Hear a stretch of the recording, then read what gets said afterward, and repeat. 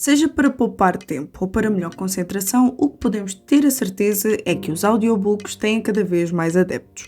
Porém, este conceito não é novo. Na verdade, surgiu nos anos 30, com a ajuda das rádios, como uma forma de integrar invisuais e analfabetos. Já hoje, virou fonte de lazer, conhecimento e cultura. Mas para falar mais sobre o assunto, eu tenho comigo Gustavo Monteiro, ele que é fundador e CEO da The Pilgrim. E eu sou a Ana Margarida e começa agora mais um Entre Linhas.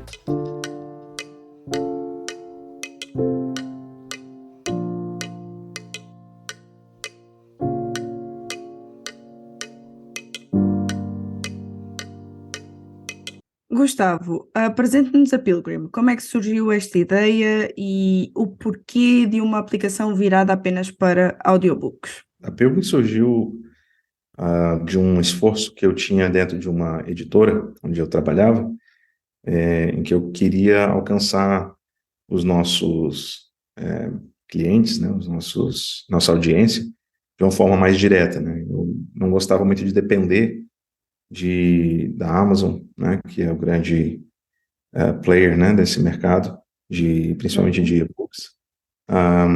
E de audiolivro também, já tinham sinalização de que a Amazon viria para o Brasil para poder abrir um escritório da Audible, e a gente naquela editora, naquela época, tinha esse desejo, sabe, de alcançar o nosso consumidor, o nosso público diretamente, sem depender desses grandes players, e ter uma alternativa cristã também para poder ser mais parceiro, né, mais próximo das editoras cristãs como um todo. Então, a minha ideia inicialmente, né, era fazer isso por meio dessa editora onde eu estava na época, mas acabou que os donos na época, né, perceberam que não era um investimento tão barato, não era uma coisa tão fácil de ser feita, um aplicativo, ia, né, demandar um certo tipo de conhecimento e investimento que a gente não tinha na época. Eu decidi fazer isso por conta própria, né, eu comecei desenvolvendo as primeiras partes da aplicação, depois juntei algumas outras pessoas e a gente lançou o aplicativo não muito tempo depois. Essa era a ideia, né, de a gente ser uma alternativa, ser um canal mais direto para as editoras cristãs, para alcançarem diretamente o seu público. E eu sempre fui um consumidor, né, assim, de audiolivro.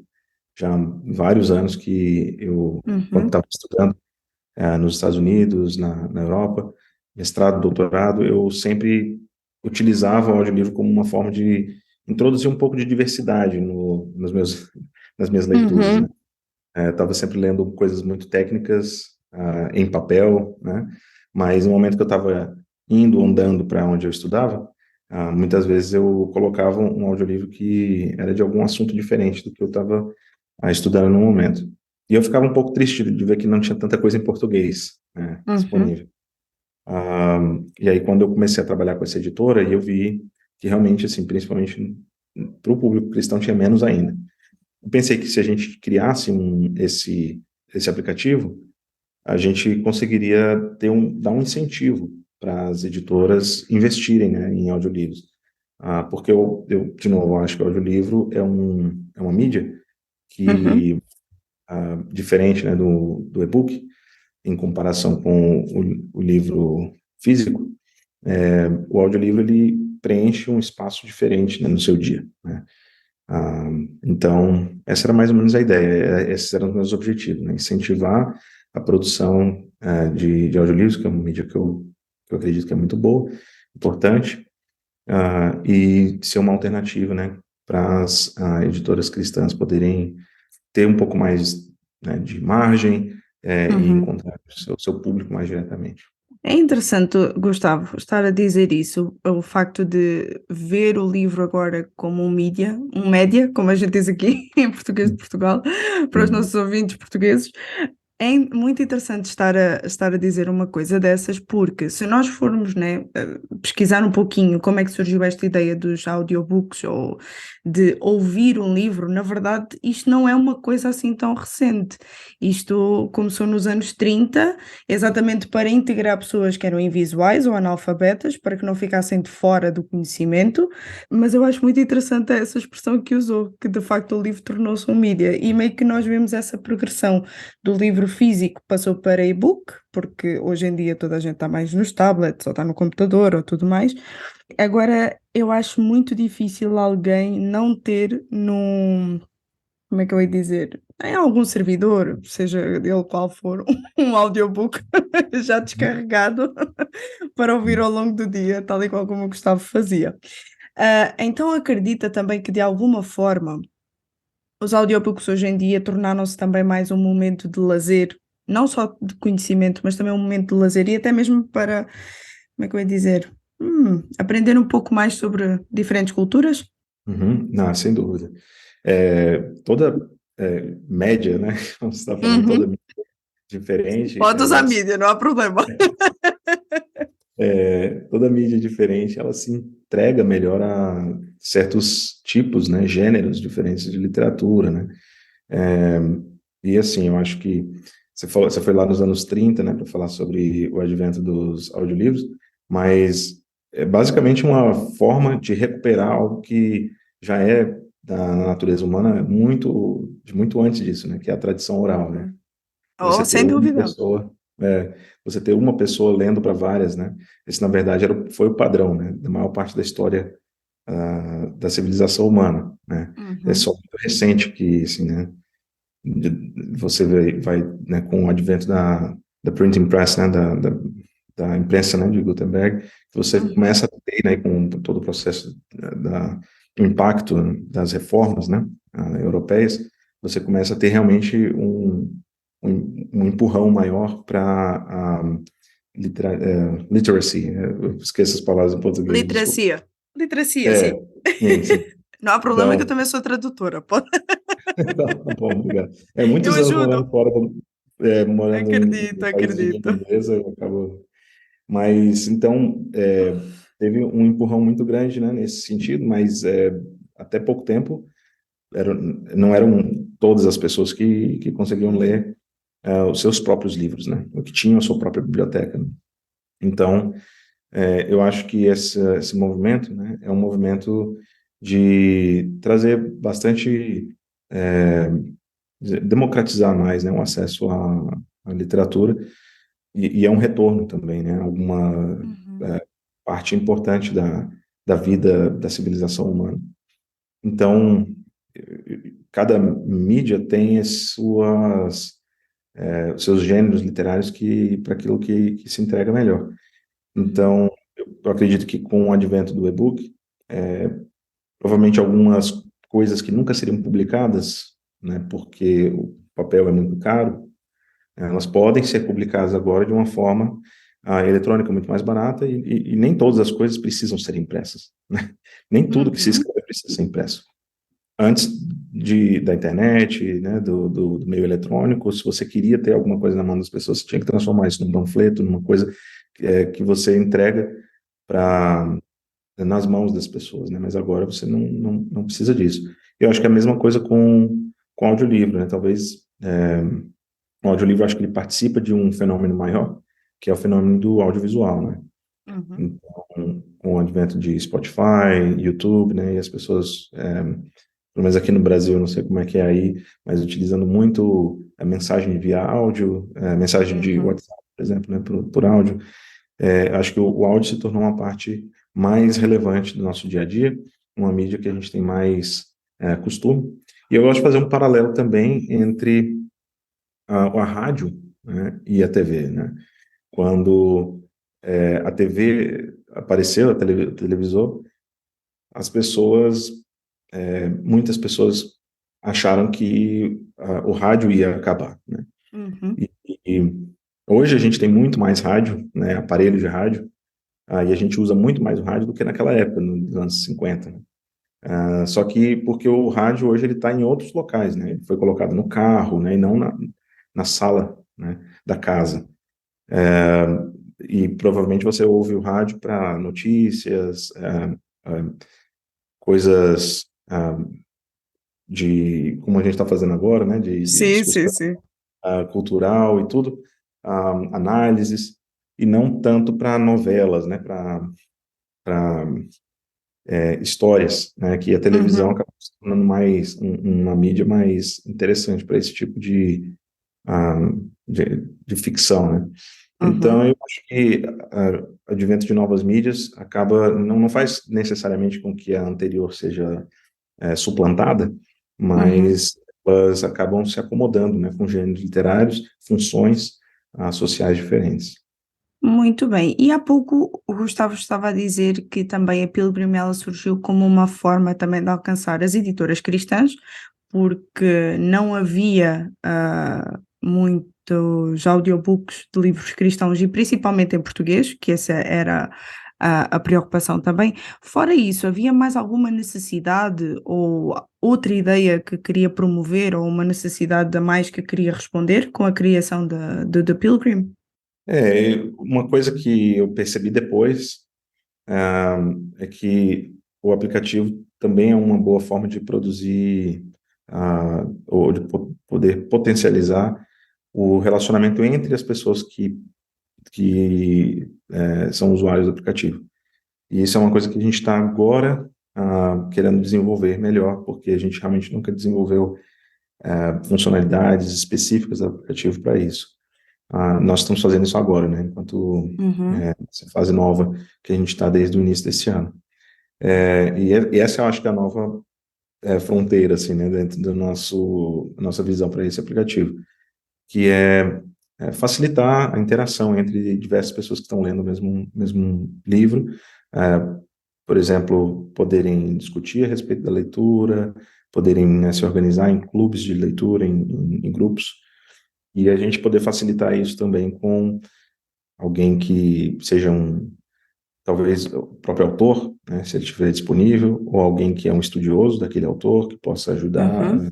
a trazer alguma clareza, criar guias de estudo. Então, esse lado da comunidade, no processo de curadoria, né, de fazer os melhores títulos, né, aparecerem e serem vistos e gerar maior engajamento, essa é a nova parte que eu acho que a gente não tinha pensado necessariamente nisso, mas tem aparecido com uma força maior agora de necessidade.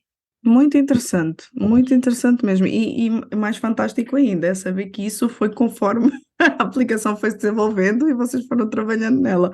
E tal como o Gustavo dizia, não estava à espera, mas acabou por acontecer. Eu acho que isso é uma das coisas mais, como é que eu ia dizer, surpreendentes, e boas dentro deste ramo ou qualquer outro que alguém queira desenvolver, que é o facto de ir primeiro com uma ideia, a ideia inicial, e depois a partir daí parece que as coisas vão fluindo ou as portas vão se abrindo para que É, outras coisas possam ser desenvolvidas. E já agora, veio também facilitar, porque hoje em dia nós estamos numa correria. Hoje eu acho já que é muito difícil dizer que não haja um ser humano que não esteja a correr contra o tempo, digamos assim. Eu acho que esse é um dos grandes desafios, é poder parar. Será que de alguma forma também veio facilitar um pouco a vida das pessoas para que elas não fiquem sem esse tempo de lazer ou sem esse tempo de conhecimento? eu acredito que ah, a nossa ideia, né, com o aplicativo, quando a gente lançou, ah, um dos exercícios que a gente fez era pensar quem são os concorrentes, né, com o que a gente concorre, né, ou seja, quais Uhum, são as alternativas, né, que as pessoas têm entre usar Pilgrim e fazer qualquer outra coisa. E uma das coisas que ficou claro para a gente é que a gente estava concorrendo pelo mesmo espaço, né, ao mesmo tempo, de uma pessoa que ela teria que eventualmente escolher se ela gastaria o tempo dela no Instagram, talvez no Netflix ou em alguma outra aplicação. É, e a gente sabe que a gente corre risco também de estar tirando o tempo precioso da pessoa com a família dela e tal. A gente fica sempre uhum, pensando a respeito de como como a gente tem que ser responsável com relação a incentivar as pessoas a usarem o tempo delas bem, né? Claro que incluindo né, o momento de estudo, o momento de edificação pessoal, né, e a gente espera poder contribuir com esse momento, né, mas a Uhum, gente também espera contribuir com o momento de lazer, né, a gente tem livros de ficção e queremos investir ainda mais nisso, né. Então, uma das coisas que nós vamos fazer agora nesse processo novo que eu falei de envolver pessoas em torno ah, daquilo que elas estão lendo, né, é a gente lançar uhum. um clube de leitura específico focado em literatura de ficção, né? Oh, fantástico. Justamente porque a gente acredita que, assim, a gente vai ser mais responsável, né, em promover alguma coisa que seja realmente boa para o público, para o nosso público, se a gente não só trouxer aquilo que é com uma visão limitante do mundo, né, mas que a gente traga para o nosso público algo que expanda, né, os horizontes daquilo que eles podem encontrar de boa literatura. Então, a Uhum, gente quer trazer literatura mais clássica, literatura de ficção cristã, mas também, muitas vezes, literatura que não é necessariamente cristã, mas que é bom que o cristão leia, né? Então, uhum. eu acho que esse é o nosso objetivo agora. Fantástico. E agora, já para terminar, Gustavo, eu sei que vai ser difícil, mas mesmo assim eu vou tentar a minha sorte. Pelo menos um top 3 de livros que, caso os nossos ouvintes estejam interessados, podem fazer o download, então, nos vossos telemóveis da aplicação da Pilgrim. E então, já faço aqui o jabá, como vocês costumam dizer aí. Já faço aqui a publicidade. E já agora eu pergunto, qual é o top 3 de audiobooks que o Gustavo incentiva a todos os ouvintes a começarem por ler? Estão na Pilgrim, claro. Um dos nossos principais livros na Pilgrim chama Manso e Humilde, do Dane Ortland. É um livro que tem feito muito sucesso, não só dentro do aplicativo, mas no mundo evangélico como um todo. Ele está lá na Pilgrim, na verdade foi produzido por nós mesmo, traduzido e publicado por nós. Então ele não só está no aplicativo, mas ele também é da nossa editora. Então eu Fantástico. recomendo esse, com certeza. Eu sou muito fã de C.S. Lewis, né? Então todas as, todas as coisas de C.S. Lewis eu gosto de ler, e a gente tem tido cada vez mais audiolivros de C.S. Lewis na Pilgrim, então eu incentivo as pessoas a olharem lá. Tem, por exemplo, a trilogia cósmica, toda em áudio, narrada por um pastor brasileiro, ah, e muitos outros livros de não ficção também dele.